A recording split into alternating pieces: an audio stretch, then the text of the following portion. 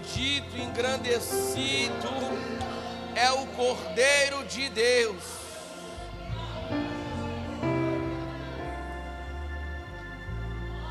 Diz assim a palavra do Senhor: as minhas lágrimas, lembro-me dessas coisas, e dentro de mim se derrama a alma, de como passava eu com a multidão de povo e os guiava em procissão à casa de Deus, entre gritos de alegria e louvor, multidão em festa. Muito obrigado, podemos assentar.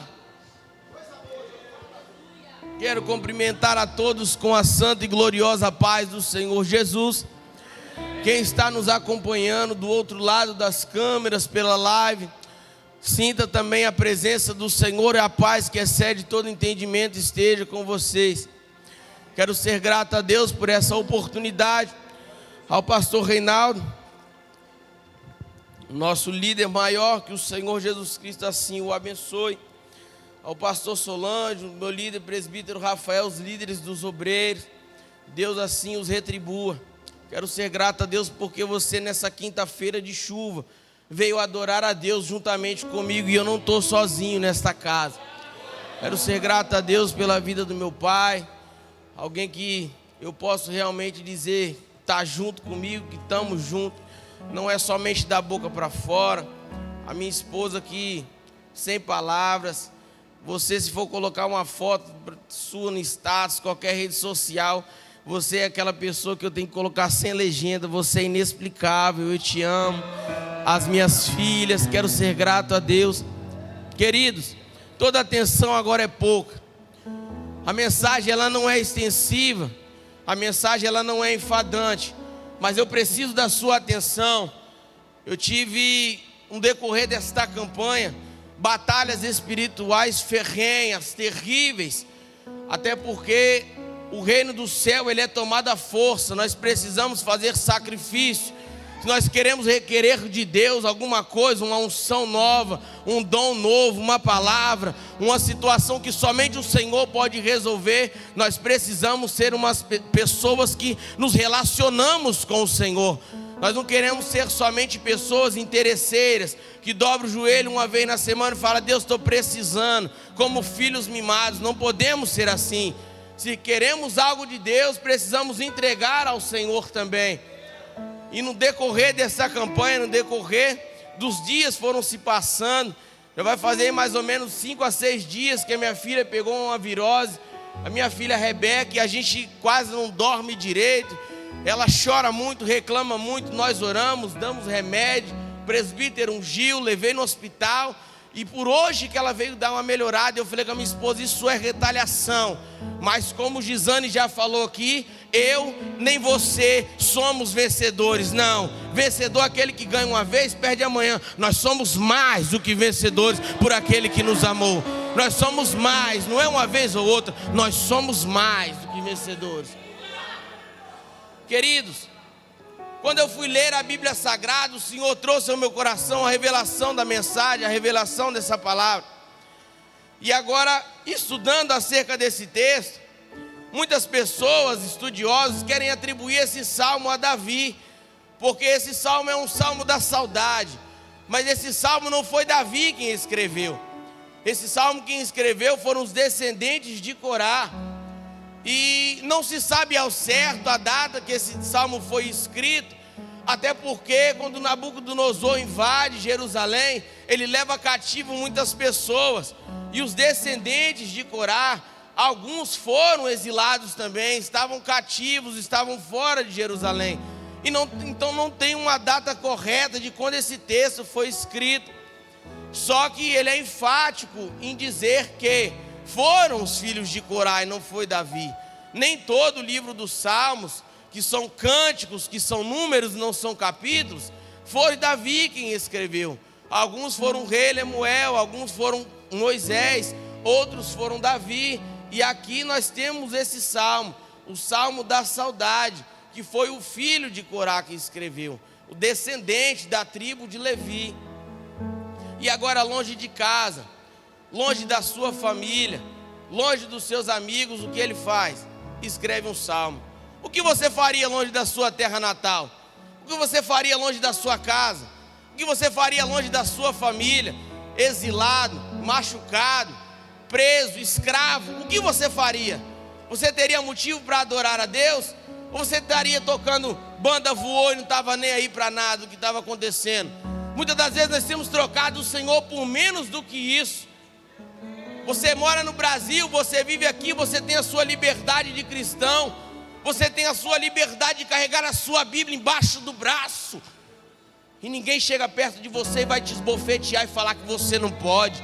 Ninguém coloca uma algema no seu braço e diz que você está proibido de fazer isso. Ninguém vai te deixar com fome, ninguém vai te torturar para que você negue o Evangelho. Você é livre. Seja grato a Deus por isso.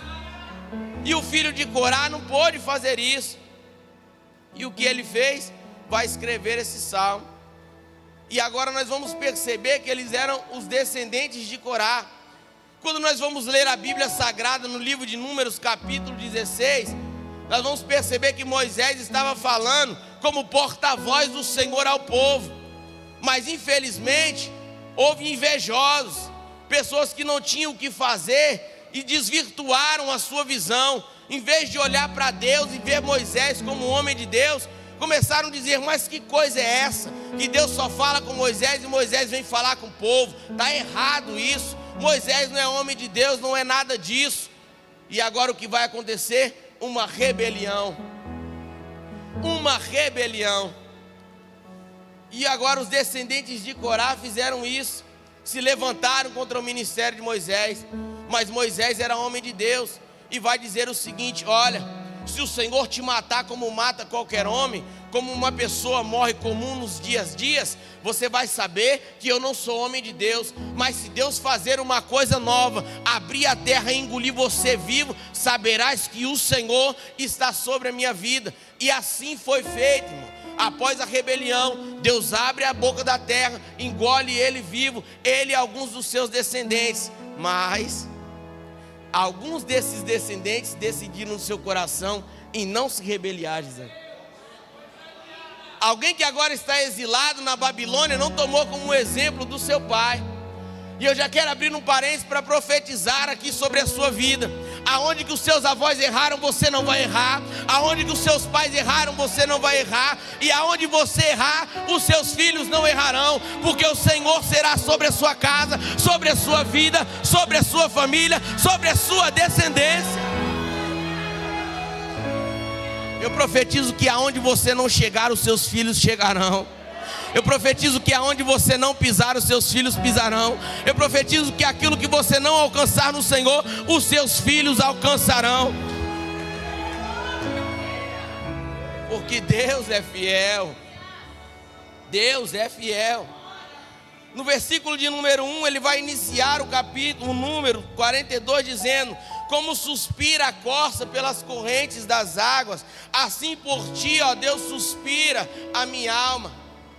A corça, ela é como se fosse um cervo. Ela parece como um veado do campo que passa, que vive pulando, saltitando, fazendo da sua vida o que apraz a si mesmo, o que a natureza ordena. E agora esse animal, todo animal precisa de água. Só que esse animal, ele é diferente. Quando ele está longe da água, o seu corpo fica fraco. E ele agora começa a liberar um feromônio, um odor muito forte. Sendo assim, ele se torna uma presa fácil. Porque aqueles que são acima dele na cadeia alimentar conseguem sentir o seu cheiro e vir atrás dele. E agora ele vai dizer enfaticamente: como suspira. Eu fui pesquisar no dicionário. Uma das traduções do dicionário sobre essa palavra estava escrito: um desejo veemente, um desejo profundo. Ele estava dizendo: assim como um animal anseia pela água, para que ele fique forte, protegido, para que ele fure dos seus inimigos, assim a minha alma suspira, a minha alma deseja ao Senhor. A minha alma deseja ao Senhor. Longe de casa, longe da família, o que ele está cantando, a minha alma deseja ao Senhor. E muitas das vezes nós saímos de casa e lá no nosso trabalho já não damos testemunho de crente. Alguém fala alto com você, você quer falar dois altos. Alguém fala um A com você, você fala 3B. E um homem longe de casa, longe da família, longe da sua terra natal, ele está dizendo: a minha alma suspira, a minha alma deseja veemente pelo Senhor. Versículo 2: a minha alma tem sede do Deus vivo. Quando eu vou ver? Quando eu estarei diante da face de Deus? Perceba que um corpo físico, quando nós estamos com sede, nós vamos até a uma fonte, mas não adianta você estar com sede e querer tomar refrigerante. Não adianta você estar com sede e você querer beber suco. Não adianta você estar com sede e querer beber café. Até existe água tônica, existe água com gás, existe água de coco, mas é só a água que mata a sua sede. Estevão, eu não entendi, vai entender agora. Talvez antes de vir para cá, você já rapou a sua cabeça e virou ogã. Talvez você já apelou por espiritismo. Talvez você já operou por rosacrucionismo. Talvez você já encheu uma garrafa de marafo. Talvez você já pulou a 7 ondas. Talvez você ofereceu 1 quilo de pipoca para demônio. Colocou até ferradura atrás da porta, trevo de 4 folhas. Mas nada disso mata a sua sede. É só o Espírito Santo do Senhor que mata a sua sede. Aonde nada nesse mundo dá jeito, o Espírito Santo dá jeito. Aonde nada nessa vida resolve, o Espírito Santo resolve. Aonde a ciência diz que é impossível, ele diz: é somente a minha opinião. Se eu falar que vai, pode ir, que eu estou contigo, vai dar tudo certo. E a sua alma está agora suspirando. Como que mata a sede? Não é com água, é com Deus. E ele diz: quando que eu vou ver isso? Quando que a minha face vai estar diante do Senhor de novo? Vai esperar chegar igual o presbítero Neilton, que contou seu testemunho, numa dificuldade dentro do hospital, queria estar aqui e não podia. Vai esperar chegar uma situação dessa na sua vida? Todo dia é um dia, e um dia é um todo. Hoje é quinta-feira, 22 de janeiro, nós nunca mais vamos viver esse dia. Ontem já passou, amanhã é um mistério, mas hoje é uma dádiva, é por isso que se chama presente. E você acordou nesse dia. E agora no versículo 3 ele vai dizer: as minhas lágrimas têm sido o meu alimento de dia e de noite. Enquanto algumas pessoas dizem o tempo todo: o teu Deus aonde está? Como se já não bastasse virar um escravo, estar longe de casa, longe da família, longe da sua terra natal, da sua língua comum a qual ele nasceu, dos seus alimentos diários, do costume, da sua cultura, de tudo que ele tinha no seu dia a dia. Ele ainda tem que ouvir deboche, tem que ouvir ladainha, tem que ouvir chacota. Você está preso aqui, nós somos os maiorais da terra, nós somos os poderosos. E o seu Deus aonde está? E agora você percebe que ele vai dizer: as minhas lágrimas têm sido meu alimento. Estava sofrendo, irmão, estava doendo tanto na hora de escrever esse salmo, que ele estava dizendo: eu não estou me alimentando, eu choro. As lágrimas vêm escorrendo pelo rosto e entram na boca. Quantas das vezes isso tem acontecido conosco? Mas eu quero dizer para você, debaixo de uma autoridade divina, debaixo de uma autoridade espiritual, em cima do altar do Senhor, cheio do poder de Deus, que o Espírito Santo está colhendo cada uma das suas lágrimas, e a sua história vai mudar, porque Deus é fiel. Verso 4, agora você leu comigo: lembro-me destas coisas. Eu lembro dessas coisas. Do que você tem se lembrado? Você só lembra da sua dificuldade, do seu dia a dia? Você só lembra do que você passa? Você lembra pelo menos de agradecer porque você está vivo? Se a situação está ruim para você, pelo menos você está vivo para viver. Eu aprendi isso da pior forma, irmão. Da pior forma. Quando a minha mãe partiu no Senhor Jesus Cristo, eu pensava que o mundo ia acabar. E o Espírito Santo olhou para mim e falou bem assim: sempre tem alguém pior do que você. Você está muito preso na sua caixinha.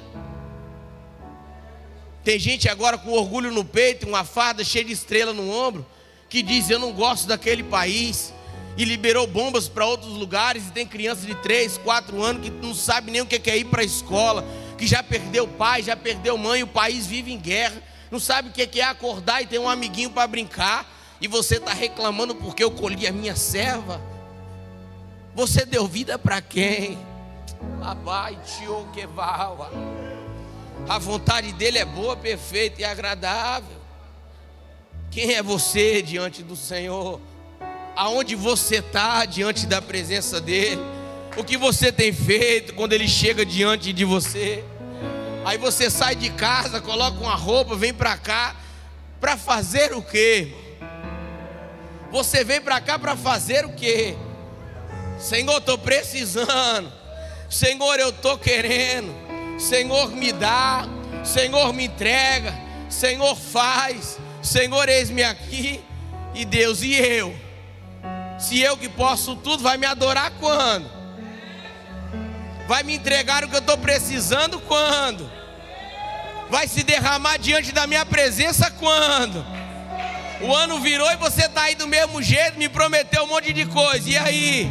E o nosso particular vai ser quando?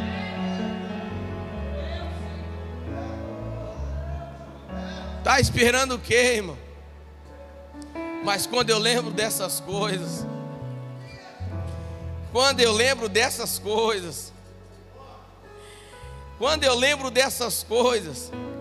de como eu passava com a multidão do povo, e eu guiava eles. Essa palavra em procissão, fui pesquisar no dicionário, estava escrito uma marcha solene, de como eu guiava o povo em marcha solene, de caráter religioso, à casa de Deus, entre gritos de alegria, de louvor. A multidão estava em festa. O homem está escrevendo um salmo e está dizendo: eu lembro de quando a gente ia adorar. Muitas das vezes nós trabalhamos durante o dia. Eu mesmo pego um sol árduo, muitas das vezes no meu trabalho. A gente trabalha perto da praia e às vezes é complicado. A gente chega cansado, mesmo que às vezes o serviço não tenha sido tão pesado, mas o sol é castigante na beira da praia, você sabe disso. E aí muitas das vezes o cansaço bate no caminho de volta para casa, a gente cochila no ônibus, chega em casa, toma um banho, coloca a roupa e vem para a igreja. Fala: Senhor, me perdoa, eu estou cansado. Mas quando eu paro para analisar isso daqui, irmão, às vezes dói a minha alma. Porque quando ele está falando isso aqui, que ele está exilado, que ele guiava o povo, que o povo estava com gritos de alegria, de louvor, que a multidão estava em festa, nós temos que sair do nosso mundo e pular para o mundo do irmão. De que forma, Estevão? Nós estamos no Brasil, nós estamos no século 21, nós estamos falando aqui da Bíblia Sagrada. Nós estamos falando de um tempo em que o culto não era toda terça, toda quinta e todo domingo. Só tinha 3 festas por ano. Era do tabernáculo, né? Que o povo vivia peregrinando. Era a festa da Páscoa, comemoração da libertação do povo. E tinha outra festa, a festa do Pentecoste, a qual é descida do Espírito Santo, 50 dias após a Páscoa. Então, ou seja, imagine você estar aqui adorando hoje, dia 22 de janeiro. Você só poderia estar no próximo culto, irmão, daqui 4 meses. Imagina a festa que era, Moisés. Era 3 cultos no ano. Nós estamos aqui 3, 4 vezes na semana reclamando. Você tem um privilégio. O céu se abre, a presença aparece, o Senhor te enche, te capacita, te transforma. O Senhor te presenteia, realiza sonhos, faz por você o que você jamais faria por alguém. E nós reclamando. E o irmão aqui está com saudade porque ele tinha 3 cultos no ano. Nós somos ingratos ou nós somos agradecidos? Se coloque de pé que eu já vou concluir.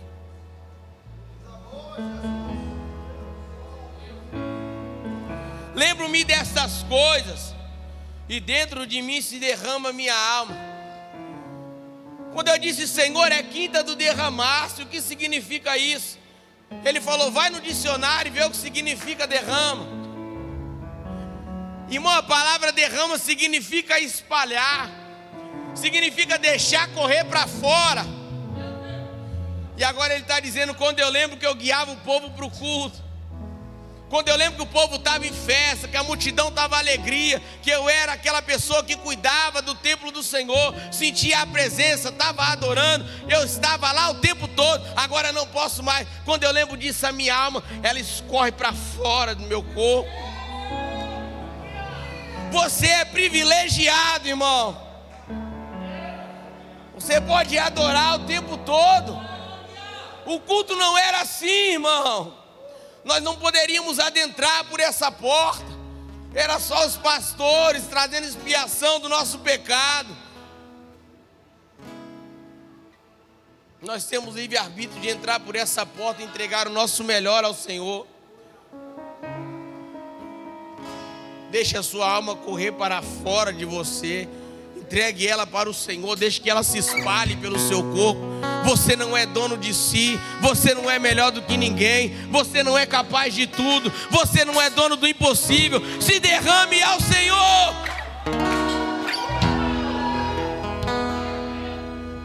Verso 5, ele olha para dentro de si e fala: por que está batida, ó minha alma? Por que você se perturba dentro de mim? Espere em Deus, pois Ele é o meu Deus, o meu auxílio. Estevão, está doendo, está difícil, eu não sou capaz, eu não consigo. A prova bateu na minha porta de tal maneira que eu sinto que eu não vou suportar.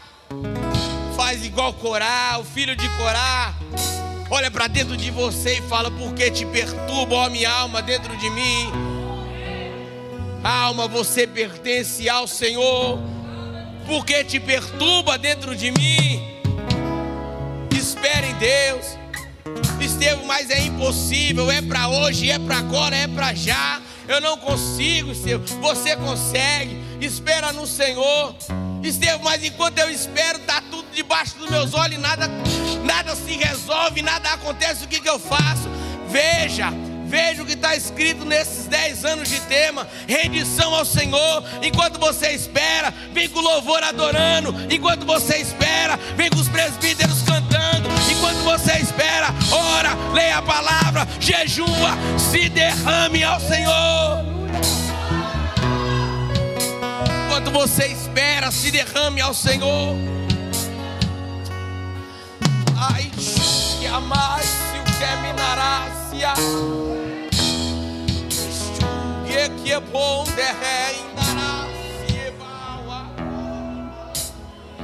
Diaconisa Mirela, eu via um anjo enorme chegando diante da senhora, mas com uma caixa tão grande, e ela era toda brilhosa. Eu falei: Deus, o que é isso? E Ele disse: o ano virou e ela decidiu mais um ano entregar o melhor para mim. Fala para ela que esse é um presente que eu entrego ela. Está chegando surpresa para a senhora, porque Deus tem se agradado. Presbítero Valdeni, quem olha para o senhor acha que o senhor é pequeno, mas só Deus sabe o seu coração. Com muito temor na minha alma, eu vejo o Senhor como pastor de uma grande multidão. O Senhor vai apacentar um grande rebanho, e Deus manda dizer que Ele está vendo. E quem falou isso aí no escondido, que o Senhor era pequeno, eu vim chegando diante do Senhor dizendo assim: pastor, ora por mim, ora por mim. Evangelista Sidney, Deus manda te dizer que o Senhor não é pequeno. Deus manda te dizer que Ele não chamou para você ficar nessa timidez. Deus manda te dizer que você vai entregar aquilo que Ele te dá. Palavras novas, unção nova, um dom novo. Eu vejo o Espírito Santo entregando nas tuas mãos. Eu vejo Deus te usando profundamente, porque eu vi o Senhor orando na madrugada, e eu vi o Espírito Santo falando contigo teste a teste. Eu te tirei de lá daquele cantinho de regência e eu vou soprar o teu nome. E o Brasil vai conhecer você e a sua casa, para a glória do nome dele. Só você que pode, adora ao Senhor. Agradeço minha oportunidade.